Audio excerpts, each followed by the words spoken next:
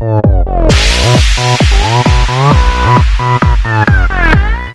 do we have here?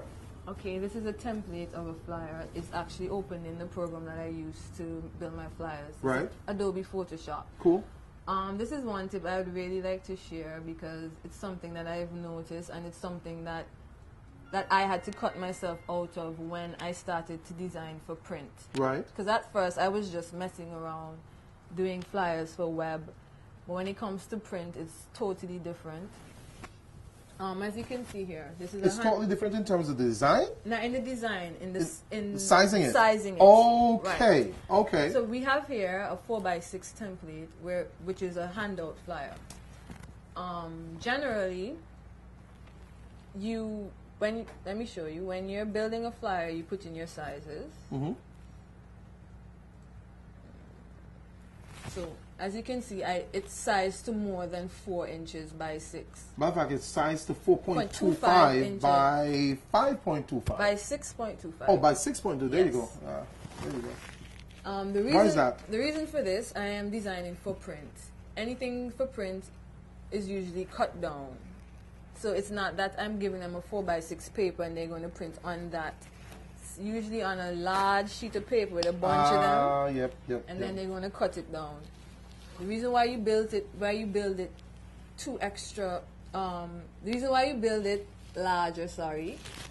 is to put in a margin for error.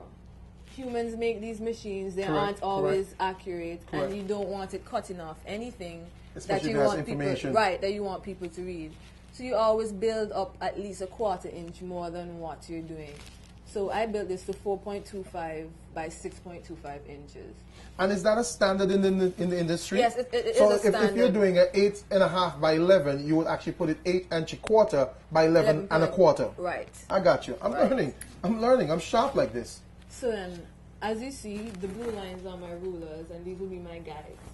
So in everything that you're doing, you have to know what application is going to be the end result. Right. If it's a flyer, a T-shirt, a book, you have to know what you're designing for. Making sure, or if it's a website, right, or online, Facebook, right, Twitter, so you have to know what dimensions you're going to be basic. Because I've seen, now that you say that, I've seen persons taking pictures and put it online, Facebook, and when they send it to me, it's this small little minute thing, and I'm trying to make it bigger, and it totally loses the graphics.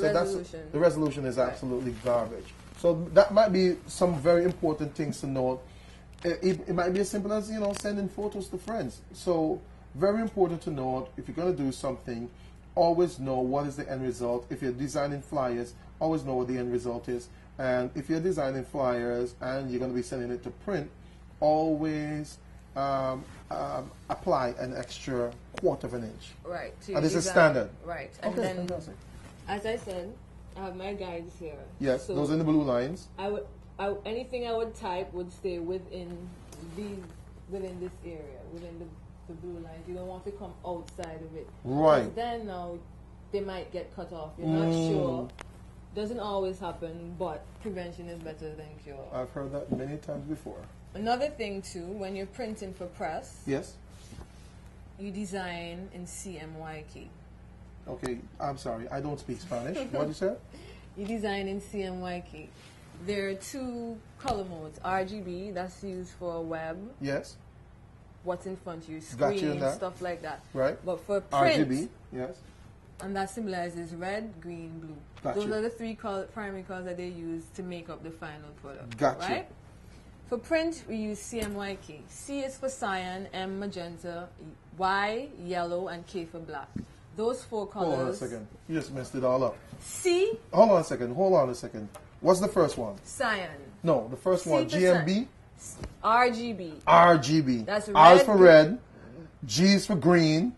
B is for blue. B is for blue. Those 3 colors make up. Got you. All right. CMYK. Let's go through now. C is for cyan. Yes. Yes. M is for magenta. M is for magenta. Y is for yellow. Of course, Y is for yellow. And K is for black. Look at that nonsense. And don't ask me why. I've never asked why, but K is for black. Say what? Go ahead.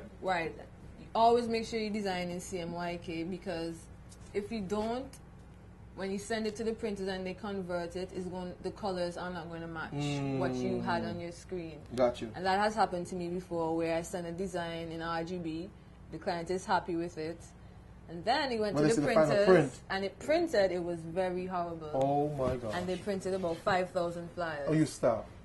And it was so on the color palette was so different, totally different. Yes. So always print. When you're designing for print. Make sure that you're in CMYK. Show me what that CMYK looks like. So I'm gonna go image. I'm in CMYK right Okay, all the time. Okay, and that's CMYK there. Right. All right. So you've learned something again. Very important tip. If you're doing anything for print, obviously give a 1/4 of an inch extra on all sides. And if you're doing it for print, always make sure you're doing it in the format of CMYK. Yes. Not sure why K represents black, but hey, we are learning. It's tech tips here on Inspector ICT. Now, you are obviously someone that our listeners are going to want to get in contact with, because now more than ever, persons are doing lots of events, lots of parties, lots of stuff happening. How can we get in contact with the Sistah Soldier? Well, I have a Facebook page. Do you? Sistah Soldier's Graphx. So I can go onto Facebook right now and look for Sistah Soldier Graphx. With an X. Graphx. With an X. Cool. And then you can go on my photo and I have everything categorized, so you have an idea of the type of work I've done, what I'm doing, what I've been doing over the years. And it ranges from newsletters, magazines, brochures, programs, banners, decals, because I design decals and I can stick them on your vehicle. Woohoo! I've CD artwork. I've done Burning Flames artwork for 2009. Cool. Upon your own. Logos, business cards, billboards. A lot of stuff. There is just no limit as to what anything you're capable of designing for. Anything you need a graphic for, I can do. So let's put it into basic terms. How can we contact you? We can go onto your Facebook page. You can we can send look me a at what message. you're capable of doing, and then we can send you a message, some information. Or you can call me at 268-728-0612. And I operate Monday to Fridays between the hours of 9 and 4 p.m. Okay. 9 a.m. to 4 p.m. Okay, so you do have some operating hours. We're not saying opening hours. I like that. I like that. I like that.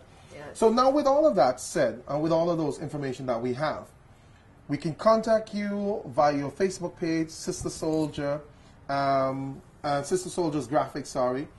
We can also send you information or send a request, please contact me, blah, blah, blah. And this is my contact number. How the pages are now on Facebook, you can actually send a message to whoever is managing the page. So if you go on Sistah Soldier's Graphx, you go right here, you can send the message. It usually comes up here. Send the message. Cool. All right. So with that said, I don't know, do you have any final words for all of our listeners? I know they were excited about seeing you on television this afternoon, or today. They were definitely informed. There was a lot of tech tips that we were able to give them from a graphic designer's point of view. And I'm sure there's a lot of up-and-coming graphic designers that are like, shoot, no wonder I'm always having problem. I never put it in CMYK. I never put it in CMYK. So is there any final things that you'd like to say? Just, thank you for inviting me. Oh, my pleasure. My pleasure having you here. It was a good experience. I was very nervous. No need to be. We're all friends around here. I know. Don't worry about the cameraman and the producer, the director. Don't worry about all of these other people. I'd just like to thank everybody who has been supportive of Sistah Soldier's Graphx and the entertainment side of it, because without both of them support each other. So I'd like to say thanks to all the supporters and to fellow graphic designers out there, especially the ones who are good at what you do.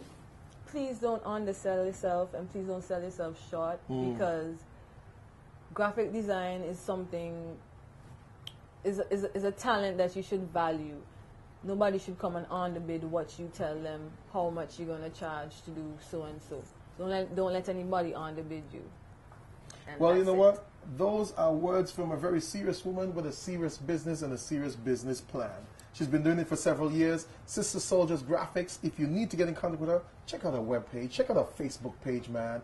don't be a dropout when it comes to advertising and marketing. Make sure you get with the teacher, Sister Soldiers, Graphx. Listen, it's been Inspector ICT, and this one was a really good one. Very informative, very much to the point. If you are definitely interested in becoming a graphic artist, then the best thing to do is learn from one of the best. And I was self-taught. Oh, you were self-taught? Yes. You see, we don't even have to go there. She's street smart as well. It's been Inspector ICT right here on the place that brings you most information. It's Tech Tips, and we'll see you soon. Bye.